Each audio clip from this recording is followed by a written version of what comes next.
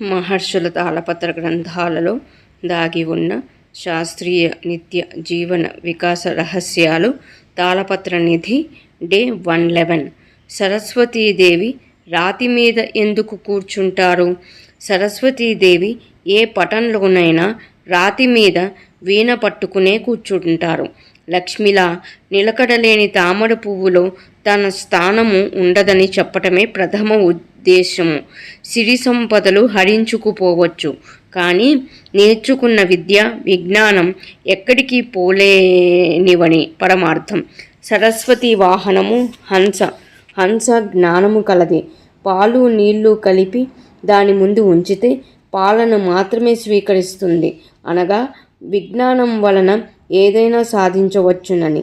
అలాగే నెమలి సృష్టితత్వానికి వ్యతిరేకంగా సంగమం లేకుండా మగనెమలి కంటి నీరు త్రాగి గర్భం ధరిస్తుంది.